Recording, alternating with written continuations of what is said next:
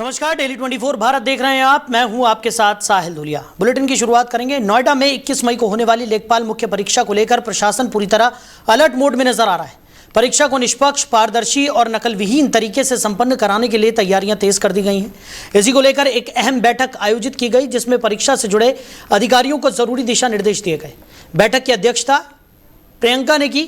Collectorate सभागार में आयोजित बैठक में केंद्र व्यवस्थापक, सेक्टर मजिस्ट्रेट और स्टैटिक मजिस्ट्रेट मौजूद रहे।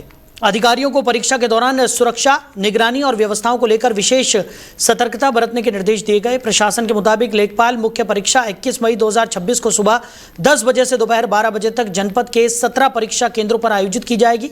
परीक्षा को शांतिपूर्ण और व्यवस्थित ढंग से कराने के लिए सभी केंद्रों पर सीसीटीवी कैमरे, पेयजल, बिजली, बैठने की व्यवस्था और अन्य मूलभूत सुविधाएं दुरुस्त रखने के निर्देश दिए गए हैं।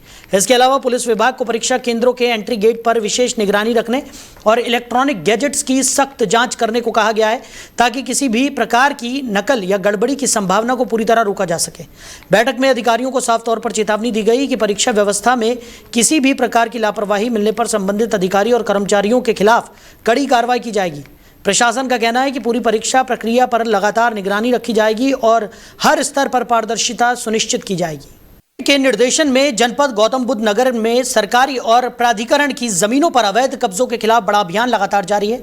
इसी अभियान के तहत पुलिस और प्रशासन की संयुक्त कार्रवाई में अब तक बड़ी मात्रा में सरकारी जमीन को कब्जा मुक्त कराया गया है। तो पुलिस अधिकारियों के मुताबिक वर्ष 2025 और 2026 के दौरान तीनों जोन में चलाए गए विशेष अभियान में कुल 13,25,960 वर्ग गज सरकारी और प्राधिकरण की जमीन को अवैध कब्जे से मुक्त कराया गया है। बताया जा रहा है कि कब्जा मुक्त कराई गई इस जमीन की अनुमानित कीमत करीब 5,903 करोड़ 95,50,000 रुपये आंकी गई है। ये कार्रवाई नोएडा पुलिस की सक्रियता और प्रशासनिक समन्वय के चलते संभव हो पाई है। अधिकारियों का कहना है कि जनपद में सरकारी और प्राधिकरण की भूमि पर अवैध कब्जा करने वालों के खिलाफ लगातार अभियान चलाया जा रहा है। पुलिस बल की मौजूदगी में कई जगहों पर बुलडोजर कार्रवाई करते हुए अवैध निर्माण भी हटाए गए हैं। प्रशासन का मानना है कि अतिक्रमण हटाने की इस कार्रवाई से न सिर्फ सरकारी संपत्तियों की सुरक्षा सुनिश्चित हो रही है, बल्कि कानून व्यवस्था भी मजबूत हो रही है। साथ ही भविष्य में अवैध कब्जा करने वालों के लिए यह सख्त संदेश माना जा रहा है। अधिकारियों ने साफ कहा है कि सरकारी जमीनों पर अवैध कब्जा करने वालों के खिलाफ आगे भी अभियान जारी रहेगा और किसी को भी नियमों के उल्लंघन की अनुमति नहीं दी जाएगी। वहीं नोएडा के सेक्टर 2 में शुक्रवार को उस वक्त हड़कंप मच गया जब एक बिल्डिंग की छत पर रखे कपड़े के कट्टों में अचानक भीषण आग लग गई। देखते ही देखते आग ने विकराल रूप धारण कर लिया और पूरे इलाके में काले धुएं का गुबार फैल गया। आग इतनी भयानक थी कि दूर दूर तक धुआं आसमान में दिखाई देने लगा, जिससे आसपास मौजूद लोगों में अफरा तफरी का माहौल बन गया। घटना थाना फेज 1 क्षेत्र के सेक्टर 2 की बताई जा रही है। प्रत्यक्षदर्शियों के मुताबिक शुरुआत में छत से धुआं निकलता दिखाई दिया, लेकिन कुछ ही देर में आग तेजी से फैलने लगी। आग लगने की सूचना तुरंत फायर विभाग को दी गई, जिसके बाद दमकल विभाग की कई गाड़ियां मौके पर पहुंची और राहत एवं बचाव कार्य शुरू किया गया। सुरक्षा को ध्यान में रखते हुए बिल्डिंग को नीचे से खाली कराया गया। फायर विभाग और पुलिस की टीम ने आसपास मौजूद लोगों को सुरक्षित दूरी पर हटाया। आग की वजह से इलाके में कुछ देर के लिए अफरा तफरी और दहशत का माहौल बना रहा। दमकल कर्मियों ने कड़ी मशक्कत के बाद आग पर काबू पा लिया। शुरुआती जानकारी के मुताबिक आग छत पर रखे कपड़े के कट्टों में लगी थी। हालांकि आग लगने की असली वजह अभी साफ नहीं हो सकी है। फायर विभाग की टीम अब पूरे मामले की जांच में जुटी हुई है।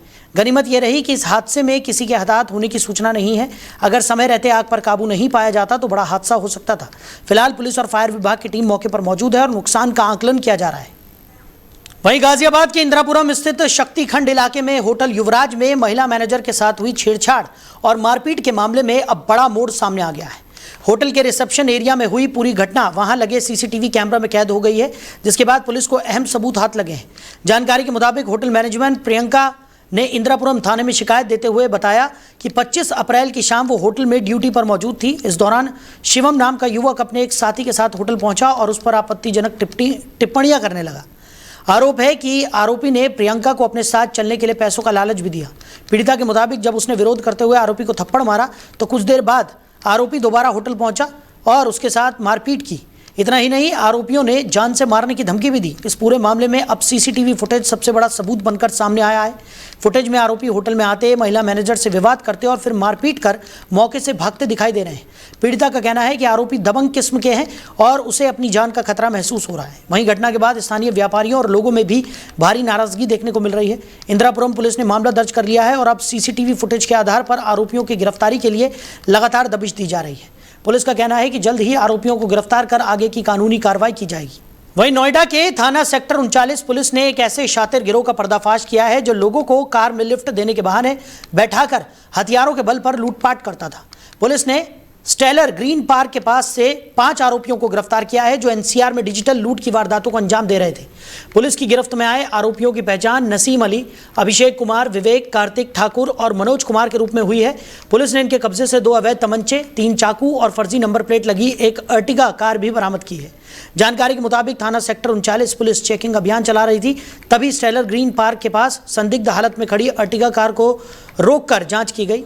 कार में सवार 5 युवक सवारियों को अपने जाल में फंसाने की फिराक में थे। पुलिस पूछताछ में आरोपियों ने खुलासा किया कि वो एनसीआर क्षेत्र में घूमकर लोगों को लिफ्ट देने के बहाने कार में बिठाते थे। इसके बाद अवैध हथियार दिखाकर यात्रियों को डराया धमकाया जाता था। आरोपी सवारियों के साथ मारपीट कर उनसे एटीएम और यूपीआई के जरिए जबरन पैसे ट्रांसफर कराते थे। वारदात के बाद पीड़ितों को सुनसान जगह पर छोड़कर फरार हो जाते थे। पुलिस के मुताबिक गिरफ्तार आरोपियों में नसीम अली और मनोज कुमार का पुराना आपराधिक इतिहास भी है। नसीम अली पर आर्म्स एक्ट और लूट के कई मुकदमे दर्ज हैं, जबकि मनोज कुमार के खिलाफ एनडीपीएस और आबकारी अधिनियम के तहत भी मामले दर्ज बताए जा रहे हैं। गिरोह के फर्जी नंबर प्लेट का इस्तेमाल करता था ताकि पुलिस की नज़र से बच सके। फिलहाल थाना सेक्टर 39 पुलिस इस गिरोह से जुड़े अन्य साथियों और पुरानी वारदातों की जाँच में जुटी हुई है। सभी आरोपियों को गिरफ्तार कर जेल भेज दिया गया है। सेक्टर 39 में उस वक्त हड़कंप मच गया जब अस्पताल की दूसरी मंजिल पर एक युवक मृत अवस्था में मिला। घटना की जानकारी मिलते ही अस्पताल प्रशासन और पुलिस मौके पर पहुंच गए। मृतक की पहचान 32 वर्षीय नीरज कुमार के रूप में हुई है। शुरुआती जांच में युवक की मौत हार्ट अटैक से होने की आशंका जताई जा रही है। पुलिस के मुताबिक शव पर किसी प्रकार की चोट या संघर्ष के निशान नहीं मिले हैं। घटना की सूचना मिलते ही थाना सेक्टर 39 पुलिस मौके पर पहुंची और शव को कब्जे में लेकर जांच शुरू कर दी। पुलिस अब युवक के परिजनों की तलाश कर रही है और ये पता लगाने की कोशिश की जा रही है कि वो अस्पताल में किस वजह से आया था। अस्पताल प्रशासन का कहना है कि पोस्टमार्टम रिपोर्ट आने के बाद ही मौत के वास्तविक कारणों का स्पष्ट खुलासा हो सकेगा। फिलहाल पुलिस हर पहलू को ध्यान में रखकर मामले की जांच कर रही है। इस घटना के बाद जिला अस्पताल की सुरक्षा और निगरानी व्यवस्था पर भी सवाल उठने लगे हैं।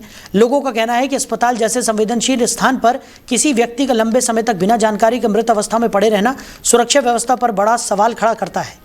फिलहाल पुलिस मामले की जांच में जुटी हुई है और अस्पताल में लगे सीसीटीवी कैमरों की फुटेज भी खंगाली जा रही है। वहीं गाजियाबाद के इंद्रापुरम थाना क्षेत्र में शुक्रवार शाम एक बड़ा हादसा हो गया। अभय खंड स्थित सेंट फ्रांसिस स्कूल के सामने सड़क किनारे खड़ा एक विशाल पेड़ अचानक जड़ कमजोर होने के कारण सड़क पर गिर पड़ा। पेड़ की चपेट में आने से एक बाइक सवार और एक स्कूटी सवार गंभीर रूप से घायल हो गए। घायलों को आपको बता दें कि घायल सरफराज ने बताया कि वो एक होटल पर काम करता है और होम डिलीवरी का ऑर्डर लेकर वैशाली की ओर जा रहा था। इसी दौरान अचानक विशाल पेड़ उसके ऊपर गिर पड़ा। सरफराज के मुताबिक हादसा इतना अचानक हुआ कि उसे संभलने तक का मौका नहीं मिला और वो गंभीर रूप से घायल हो गया। बताया जा रहा है कि उसी समय पास में स्कूटी पर गुजर रहा राहुल नाम का युवक भी पेड़ की चपेट में आ गया। राहुल वैशाली का निवासी बताया जा रहा है और उसे भी गंभीर चोटें आई है। प्रत्यक्षदर्शियों के अनुसार हादसे के बाद मौके पर अफरा तफरी मच गई। स्थानीय लोगों ने तुरंत राहत कार्य शुरू करते हुए दोनों घायलों को अस्पताल पहुंचाया। वहीं सड़क पर पेड़ गिरने के कारण लंबा जाम लग गया और काफी देर तक यातायात प्रभावित रहा। सूचना मिलने के बाद पुलिस मौके पर पहुंची और ट्रैफिक व्यवस्था संभालते हुए पेड़ हटाने का काम शुरू कराया। काफी मशक्कत के बाद सड़क को दोबारा यातायात के लिए सुचारू किया गया। स्थानीय लोगों का कहना है कि इलाके में कई पुराने और कमजोर पेड़ मौजूद हैं जिनकी समय समय पर जांच नहीं होने के कारण इस तरह के हादसों का खतरा बना रहता है। लोगों ने प्रशासन से ऐसे पेड़ों की पहचान कर समय रहते कार्रवाई करने की मांग की है। मैं बाइक से यहाँ से जा रहा था, उतने में पेड़ पूरा नीचे गिर गया। इतना पेड़ ने जड़ छोड़ दी भाई, पेड़ ने जड़ छोड़ दी। मेरे मुंह पे लगा दबा के, बाइक मेरी वहीं रुक गई। ये चोट लगे, ये नाक में लगे चोट। बच गया कसम। कितनी देर पहले की बात है ये? जस्ट 5 मिनट भी नहीं है, 5 मिनट पहले की बात है। मैं तो बहुत बच गया भाई। कहाँ से आ रहे थे आप? कहाँ जा रहे थे? मैं तो ऑर्डर देने जा रहा था। क्या काम करते हैं आप? मैं होटल को।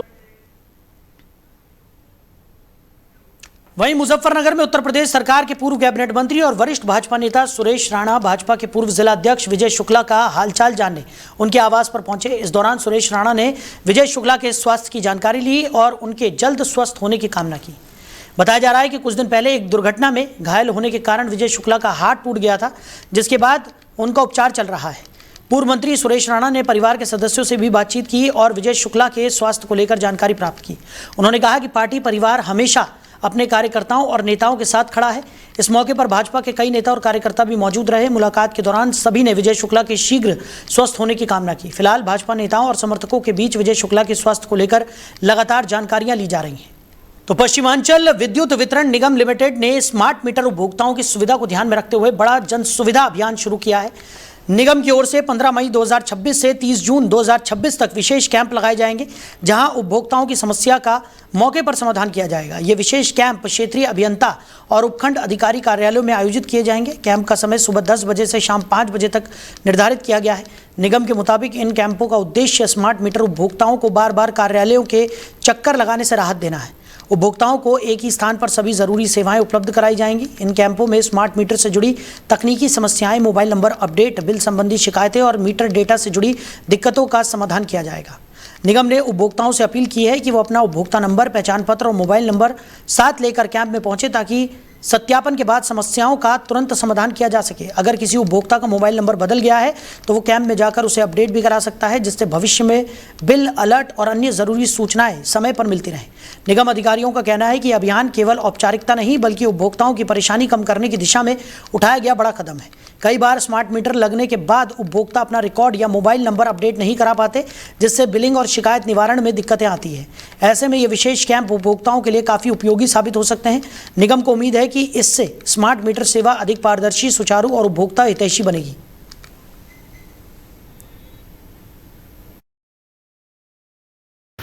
ये विद्युत वितरण थाना मूल के अंतर्गत स्मार्ट मीटर की समस्याओं को समझने के लिए, उपभोक्ताओं की मदद करने के लिए, उनको हल करने के लिए समाधान दिवस एक लगाया जा रहा है। इसमें उपभोक्ताओं को लगातार जागरूक किया जाएगा स्मार्ट मीटर के बारे में, उससे संबंधित चीज़ों के बारे में मतलब, और ये इस समाधान दिवस में उपभोक्ता आएगा।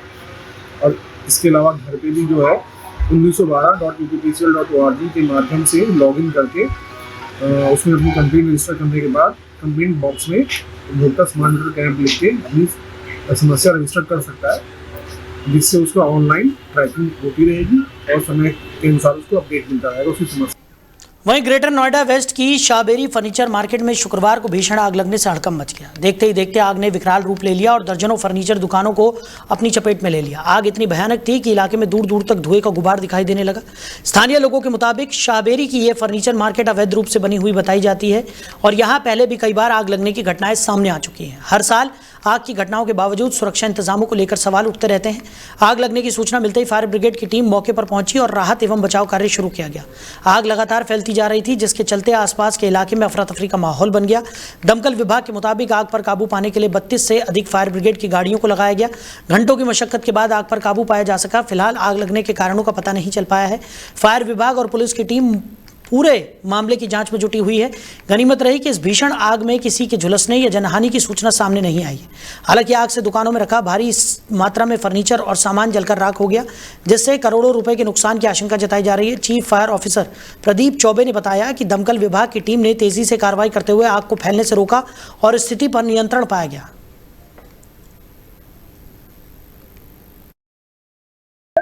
देखिए 10:15 पे शाहबेरी क्षेत्र में फर्नीचर मार्केट है, जो कि बिसरख थाना के अंतर्गत में आता है। यहाँ पे आग लगने की सूचना प्राप्त हुई थी। आग शुरू में ही बड़ी बताई जा रही थी। लगभग हर स्टेशन पे एक गाड़ियाँ छोड़ के सारी गाड़ियाँ यहाँ पे रवाना की गई है। पुलिस, ट्रैफिक की, फायर की एक संयुक्त टीम ने जो है कार्य किया। इसमें हमारी गाड़ियों को आने में बिल्कुल भी समय नहीं लगा। मार्केट काफ़ी कंजेस्टेड रहता है, परंतु गाड़ियों को पहुँचने में कोई भी यहाँ पे टाइम नहीं लगा। लगभग 30 गाड़ियां यहाँ पे पहुंची है। यहाँ जो है लगभग पहुंचने के बाद हमने 6 टीमें बनाई हैं। पहली प्राथमिकता थी कि आग को फैलने ना दिया जाए, उसमें हम कामयाब रहे। लगभग 15 से 20 दुकानें हमने बचा ली है। 8 दुकानें यहाँ लगभग जली हैं और इसमें कोई भी इंजरी नहीं है, कोई भी जनहानि नहीं है। आग जो है प्लास्टिक की दुकान से एक शॉर्ट सर्किट की वजह से चालू हुआ था और चूंकि फर्नीचर में थिनर रहता है, फर्नीचर का मार्केट काफी जल्दी आग फैल गई है और परंतु 40 से 50 मिनट में ही मात्र जो है आग को बुझा दिया गया है उसमें। और वहीं मुजफ्फरनगर में तेज रफ्तार का कहर लगातार जारी है। चरथावल क्षेत्र में एक स्कूल वैन ने बाइक सवार को टक्कर मार दी, जिसका सीसीटीवी वीडियो अब सामने आ गया है। हादसे के बाद इलाके में हड़कंप मच गया है। बताया जा रहा है कि यह school van Nalanda public school की है। सीसीटीवी फुटेज में देखा जा सकता है कि तेज रफ्तार वैन बाइक को टक्कर मार देती है, जिससे बाइक सवार सड़क पर गिर जाता है। घटना नायरा पेट्रोल पंप के पास की बताई जा रही है और हादसा गुरुवार का बताया जा रहा है, जो अब सीसीटीवी कैमरे में कैद होकर सामने आया है। स्थानीय लोगों का आरोप है कि स्कूल वैन एक नाबालिग चला रहा था। लोगों का कहना है कि दर्जनों बच्चों की जिंदगी ऐसे नाबालिग चालकों के भरोसे छोड़ना बेहद खतरनाक है। घटना के बाद लोगों में स्कूल प्रशासन को लेकर भी नाराजगी देखने को मिल रही है। हादसे के बाद मौके पर लोगों की भीड़ जमा हो गई। हालांकि बाइक सवार को चोटें आई है, लेकिन राहत की बात यह रही कि एक बड़ा हादसा टल गया। अब सीसीटीवी वीडियो सामने आने के बाद मामले को लेकर कई सवाल उठ रहे हैं। लोगों ने प्रशासन से स्कूल वाहनों की जांच कराने और नाबालिग चालकों के खिलाफ सख्त कार्रवाई की मांग की है।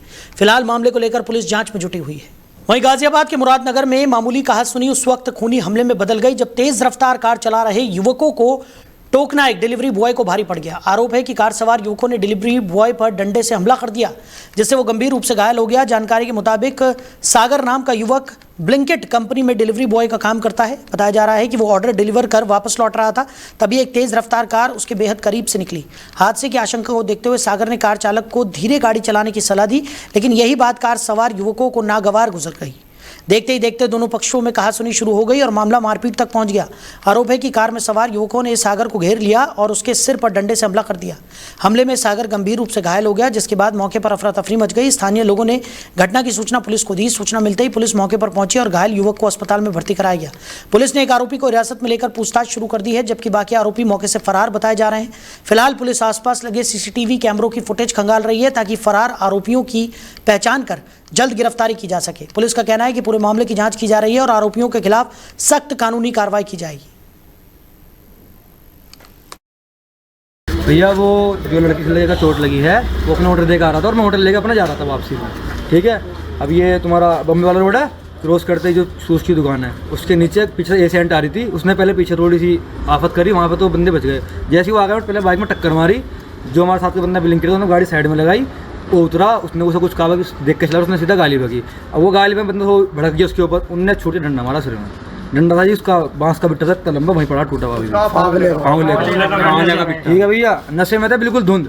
उसमें से एक जब उसे मारा वो घुस गया घर में अंदर, वो बाहर नहीं आया ना। हमने बाहर निकलते देखा बहुत टाइम से वहीं पे खड़े रहे। जो ड्राइव कर जिसने मारा था एक था वो भग गया था दूसरी साइड को, जो बाद में पुलिस को ले गया अपने साथ में। और एक को ने पकड़ रखा था वहीं पे पीली दारू की पेटी थी, जिम का सामान है गाड़ी के अंदर। तो फिलहाल इस बुलेटिन में मेरे साथ इतना ही। आप बने रहिए। नमस्कार।